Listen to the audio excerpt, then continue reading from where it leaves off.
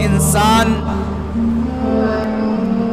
اس تقدیر پر ایمان نہ لائے تو انسان دائرہ اسلام سے خارج ہو جاتا ہے کہ آپ یہ مال و دولت اللہ رب العالمین کے راستے میں خرچ کر ڈالو اور ایمان بالقدر نہ ہو تو پھر ایسی صورت میں آپ کا یہ مال اللہ کے ہاں قبول نہیں ہوگا۔ غیب کی کنجیاں اللہ رب العالمین کے پاس ہے۔ پیدائش ہماری تخلیق اس لیے کی ہے تاکہ ہم اللہ کی عبادت کریں۔ حاضرین جمعہ، گزشتہ خطبہ جمعہ میں نے آپ حضرات کے سامنے تقدیر پر ایمان کے موضوع پر کچھ باتیں رکھی تھی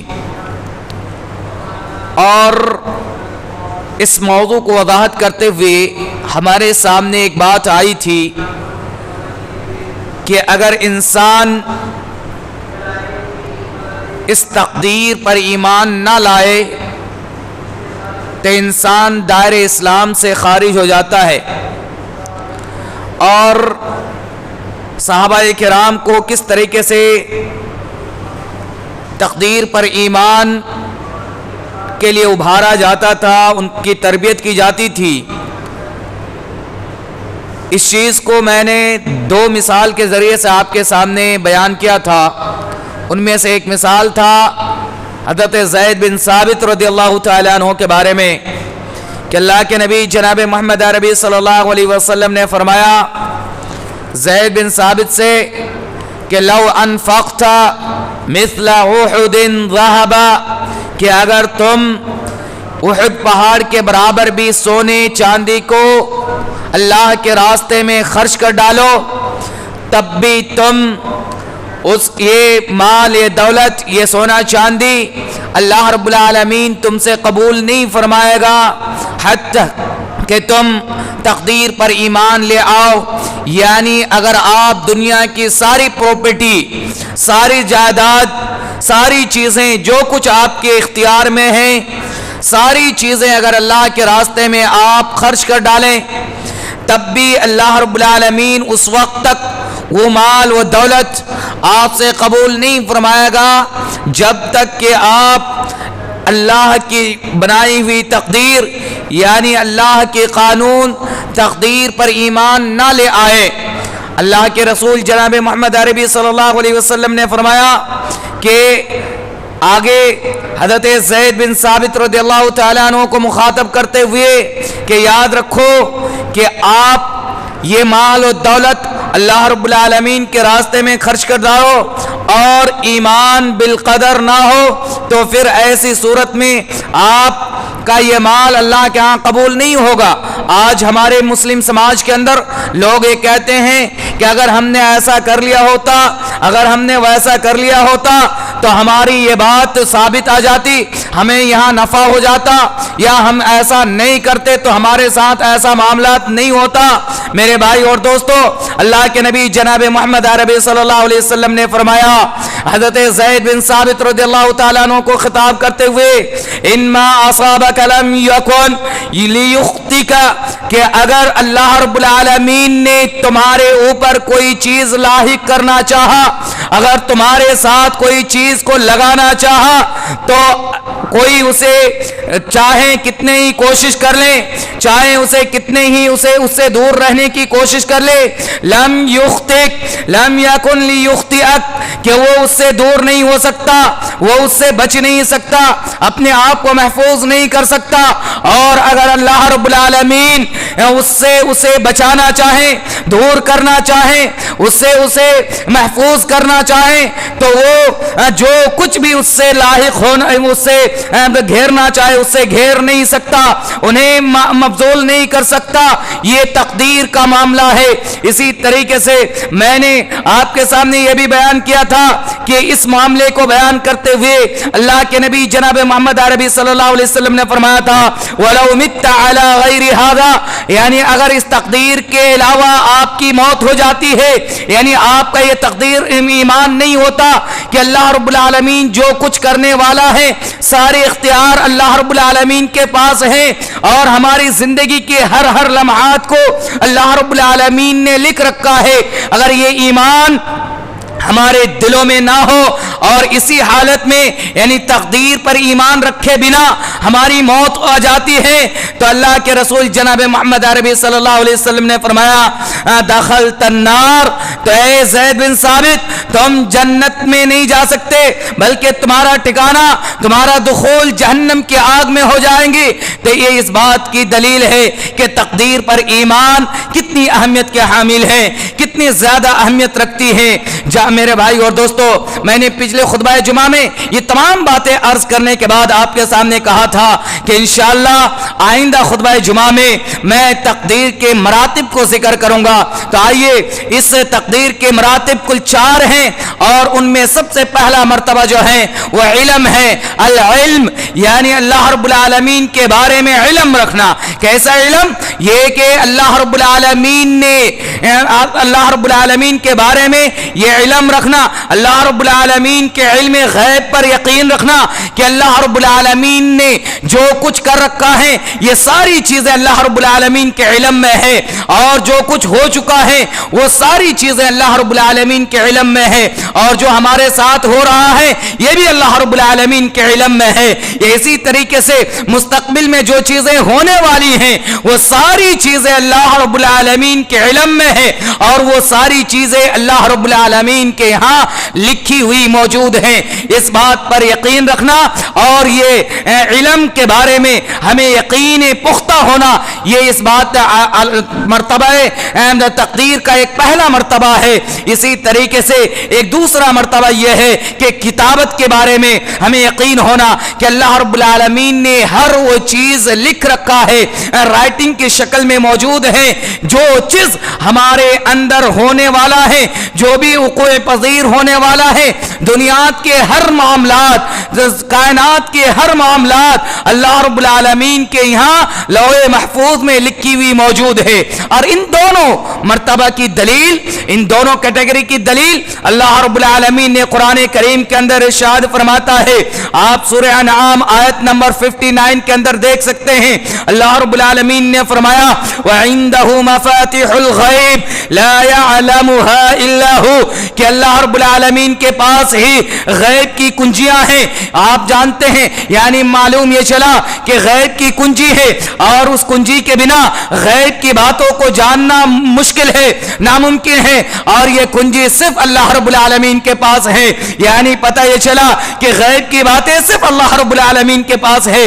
ہم اور آپ کہتے ہیں کہ فلاں کو غیب کی باتیں معلوم ہے، فلاں کو غیب کی باتیں معلوم ہے، یہاں تک کہ ہم یہ کہتے ہیں کہ انبیاء کرام کو بھی غیب کا علم ہے، نبی کریم صلی اللہ علیہ وسلم کو بھی غیب کا علم ہے۔ یہ آیت کریمہ پر غور کیجئے، اللہ کے نبی جناب محمد عربی صلی اللہ علیہ وسلم نے فرمایا، اللہ رب العالمین نے نبی محترم صلی اللہ علیہ وسلم کے بارے میں بذات خود ایک دوسری جگہ پر ارشاد فرمایا کہ ان کو بھی غیب کا علم نہیں ہے، اور یہ آیت بالکل واضح اس بات پر دال ہے کہ غیب کا علم سوائے اللہ رب العالمین کے علاوہ کسی اور کے پاس نہیں ہے، کیونکہ غیب کی کنجی ہی اللہ رب العالمین کے پاس ہے۔ جب ہمارے پاس کنجی ہی نہیں ہے، چابی ہی نہیں ہے، کسی چیز کو کھولنے کے آلہ ہی نہیں ہے، تو پھر اس کے بارے میں علم تو دور کی بات ہے، مین دروازہ ہی ہمارے لیے بند ہے۔ اللہ رب العالمین نے فرمایا وَعِندَهُ مَفَاتِحُ الْغَيْبِ، غیب کی کنجیاں اللہ رب العالمین کے پاس ہے، لا يعلمها الا هو، اس کے علاوہ کوئی اس بات کو نہیں جانتا۔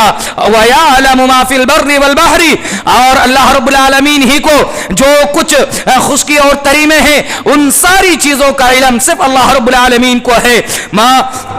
وما تسقط من ورقة إلا يعلمها ولا حبة في ظلمات الأرض ولا رطب ولا يابس، اللہ رب العالمین نے فرمایا وما تسقط من ورقة، یا اسی طریقے سے جو بھی پتے ہلتے ہیں یا گرتے ہیں، یا پھر جو زمین کے نیچے دانا ڈالتا ہے کسان، اور اس دانے کا علم اس کسان کو نہیں ہوتا ہے کہ وہ کس حال میں ہے، وہ کس طریقے سے ہے، لیکن اللہ رب العالمین کو ان ساری چیزوں کا علم موجود ہے. اللہ رب العالمین کے پاس یہ ساری خبر موجود ہے کہ وہ دانا زمین کے نیچے کیسی حالت میں ہے, کس حالت میں ہے. یہ اسی طریقے سے جو کچھ تری میں ہے یا جو کچھ خشکی میں ہے, وہ جو کچھ سوکھے ہیں یا گیلے ہیں, ہر چیز کے بارے میں اللہ رب العالمین کو ہی علم ہے. اس بات کا ہمیں یقین ہونا, یہ تقدیر کا مرتبہ اور دونوں مرتبے کو یعنی اللہ رب العالمین کے ہاں لکھی ہوئی ہے اور اللہ رب العالمین کے علم کے بارے میں یہ دو مرتبہ یہ تقدیر کے مرتبہ ہیں, ان دونوں پر ہمیں ایسے ہی ایمان رکھنا ضروری ہے. اسی طریقے سے ایک دوسرا مرتبہ جو ہے وہ مشیت الہی. ہم اور آپ کوشش کرتے ہیں, سوچتے ہیں کہ ہم نے جو چاہا وہ ہو جائے گا, اور ہم امید پر وابستہ رکھتے ہیں کہ ہم نے یہ فلاں چیز سوچ لیا ہم پا لیں گے. لیکن یہاں اللہ رب العالمین نے فرمایا ان اللہ یفعل ما یرید, اللہ رب العالمین جو چاہتا ہے, جو ارادہ کرتا ہے وہی ہوتا ہے. اسی طریقے سے سورہ بروج کے اندر اللہ رب العالمین نے فرمایا فعال لما یرید, اللہ رب العالمین جو کچھ چاہتا ہے وہی کرنے والا ہے. اور دنیا کے اندر کتنی ہی طاقت والا انسان کیوں نہ ہو جائے, کتنی ہی بڑے کیوں نہ ہو جائے, ان کے دنیا کے اندر کتنی بڑا مقام حاصل کیوں نہ کر لیں, لیکن اگر وہ کسی چیز کو چاہتا ہے تو ان کے اختیار میں وہ چیز نہیں ہو سکتی, ان کی چاہت کے مطابق کوئی چیز نہیں ہو سکتی. اللہ رب العالمین نے واضح کر دیا, اللہ رب العالمین نے فرمایا وَمَا تَشَاءُونَ إِلَّا أَن يَشَاءَ اللَّهُ, کہ انسان جو کچھ بھی چاہ لے وہ اسے پا نہیں سکتا, وہ اسے حاصل نہیں کر سکتا. وَمَا تَشَاءُونَ إِلَّا أَن يَشَاءَ اللَّهُ, جب تک کہ اللہ رب العالمین کی چاہت نہ ہو, اللہ رب العالمین کے ارادہ نہ ہو, اللہ رب العالمین کی مشیت نہ ہو. تو یہ چیزیں ہمیں اور آپ کو یقین رکھنا ہے کہ دنیا کے اندر جو چیزیں بھی ہمارے ساتھ ہونے والا ہے وہ صرف اللہ رب العالمین کی چاہت سے, اللہ رب العالمین کی مشیت پر ہمارا ایمان پختہ ہونا چاہیے.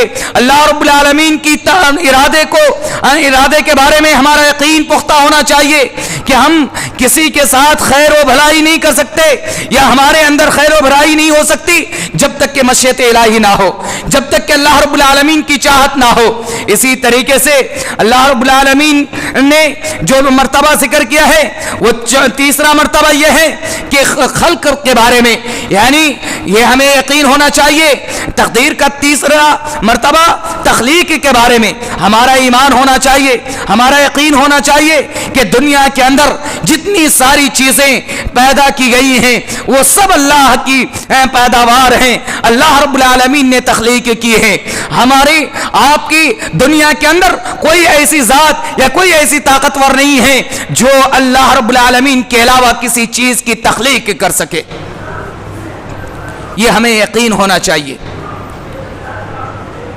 اس کے لیے اللہ رب العالمین نے قرآن کریم کے اندر دلیل پیش کیا ان اللہ خالق کل شیء, بے شک اللہ ہی رب العالمین ساری چیزوں کو پیدا کرنے والا ہے. دنیا کے اندر جتنی ساری چیزیں ہیں وہ ساری چیزوں کا پیدائش کرنے والا, تخلیق کرنے والا وہ اللہ رب العالمین کی ذات ہیں.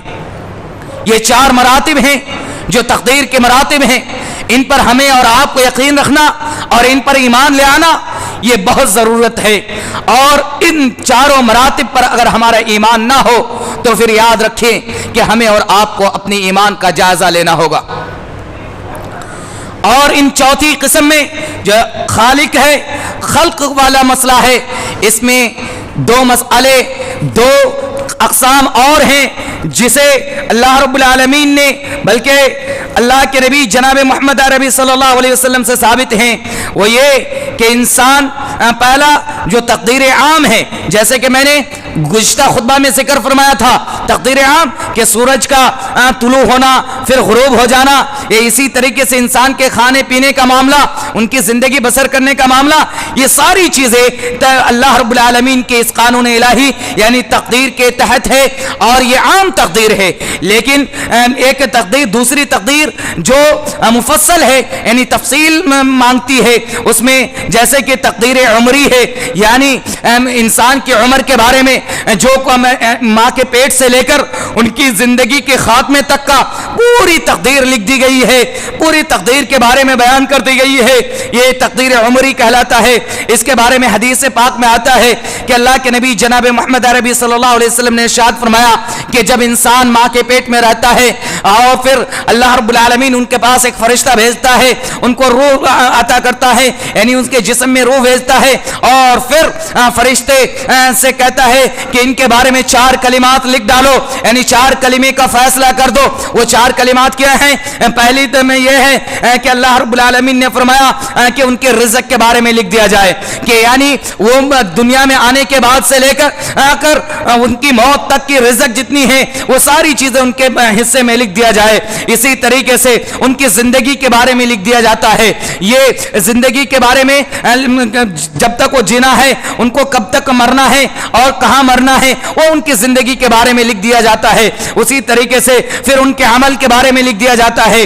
تیسری چیز ان کے عمل کے بارے میں لکھ دیا جاتا ہے کہ ان کا عمل کیسا ہونا ہے، نیک عمل ہونا ہے یا نہیں ہونا ہے، یا کس طریقے سے وہ عمل کرے گا، وہ کیسا عمل کرے گا، یہ ساری چیزیں ان میں لکھ دی جاتی ہے۔ اس کے بعد ان کے بارے میں یہ کہ چوتھی چیز لکھ دی جاتی ہے کہ وہ نیک ہوگا یا بد ہوگا، یعنی وہ نیک کام کرے گا یا بد کام کرے گا، برے کام کرے گا۔ یہ 4 چیزیں ان کی ماں کے پیٹ میں ہی ان کے بارے میں لکھ دیا جاتا ہے، یہ تقدیر عملی کے نام سے جانتے ہیں۔ اور پھر اس کے بعد تقدیر سناوی بھی ہے، جسے اللہ کے نبی جناب محمد عربی صلی اللہ علیہ وسلم نے فرمایا، اور سورہ دخان کے اندر آپ دیکھ سکتے ہیں کہ اللہ رب العالمین نے فرمایا فیہا یفرق کل امر، کہ اس دن ساری چیزوں کے بارے میں، یعنی سال کی ایک ایسا دن آتا ہے جس میں اللہ رب العالمین ہر معاملے کے بارے میں فیصلہ کرتا ہے۔ فیہا یفرق کل امر حکیم، ہر معاملے کے بارے میں فیصلہ کرتا ہے، اور وہ فیصلہ کیسا ہے کہ اللہ رب العالمین وہ دن کے بارے میں بتلایا۔ سورہ قدر کے اندر آپ دیکھ سکتے ہیں کہ وہ دن کون سا ہے، یعنی رمضان کے مہینے میں لیلۃ القدر کا دن جو ہے، اس رات میں رمضان کے مہینے میں لیلۃ القدر میں اللہ رب العالمین انسان کے بارے میں فیصلہ کرتا ہے، اور وہ تقدیر سنوی ہوتا ہے۔ پورے سال ان کے بارے میں کتنا رزق دینا ہے، کیا ان کو کرنا ہے، ان کے پورے سال کے بارے میں اس تقدیر میں لکھ دیا جاتا ہے، ان کے بارے میں لکھ دیا جاتا ہے۔ اسی طریقے سے ایک تقدیر ہوتی ہے تقدیر یومی، اور یعنی انسان روزمرہ کیا کام کرنا ہے، کیسے کرنا ہے، وہ روزمرہ کی تقدیر ان کے بارے میں لکھا جاتا ہے۔ اور اس کی دلیل سورہ الرحمن کے اندر آپ دیکھ سکتے ہیں کہ اللہ رب العالمین نے فرمایا کل یوم ہوا فی شان، کہ ہر دن کے بارے میں اللہ رب العالمین ان کے بارے میں طے کرتا ہے، ہر دن کے معاملات کو ان کے لیے لکھ لیا جاتا ہے۔ تو یہ تقدیر کے مراتب رہے جنہیں ہمیں اور آپ کو سمجھنا اور اس پر عمل کرنا ضروری ہے۔ اگر ہم ان تقدیر پر عمل نہیں کیے، ان پر یقین نہیں رکھے، تو پھر ہمارا جب ان ایمان کے جو درجے بیان کیے گئے ہیں، جو اللہ رب العالمین اللہ کے رسول جناب محمد عربی صلی اللہ علیہ وسلم نے ایمان کی تعریف کرتے ہوئے فرمایا تھا کہ ان تؤمن باللہ وملائکتہ وکتبہ، تو ان کے 5 ارکان پر اگر ہم نے ایمان بھی لے آیا اور ان میں سے یہ چھٹی چیز ان مراتب پر ایمان نہیں لے آیا، تو پھر ہمارا ان 5 چیزوں پر ایمان لے آنا بیکار ہوگا، ضائع ہوگا۔ اس لیے میرے بھائی اور دوستو، یہ ہمیں اور آپ کو چاہیے کہ ہم اور آپ ان تقدیر پر ایمان رکھیں۔ ان تقدیر پر ایمان ہمیں اور آپ کو لانا ضروری ہے اگر ہم دنیا کے اندر اور آخرت میں کامیابی چاہتے ہیں۔ اللہ رب العالمین سے دعا گو ہوں کہ اللہ تعالی ہمیں اور آپ کو صحیح معنوں میں کتاب اللہ اور سنت رسول پر عمل کرنے اور تقدیر جیسی چیز پر ایمان رکھنے کی توفیق عطا فرمائے، آمین۔ خطبہ اولیٰ میں میں نے آپ حضرات کے سامنے تقدیر پر ایمان لانا اور تقدیر پر ایمان لانے کی اہمیت کو بیان کیا اور ان کے مراتب کو بیان کیا۔ جہاں تقدیر کی اہمیت موجود ہیں، وہیں ہمیں یہ بھی یاد رکھنا چاہیے کہ تقدیر ایک ایسی چیز ہے کہ اللہ کے نبی جناب محمد عربی صلی اللہ علیہ وسلم نے 3 باتوں سے منع فرمایا تھا، جن میں ایک تقدیر بھی ہے کہ ان کے بارے میں زیادہ گفتگو نہ کیا جائے، زیادہ کلام نہ کیا جائے، کیونکہ تقدیر بہت باریکی چیز ہے. یہ اللہ رب العالمین کی بھیدوں میں سے ایک بھید ہے جسے ہم اور آپ نہیں جان سکتے. ان کو کرید کر ہم ان کے بارے میں نہیں جان سکتے. اس لیے تقدیر کے معاملات میں ہمیں ویسے ہی ایمان لے آنا ہے جتنا ذکر قرآن و حدیث میں موجود ہیں.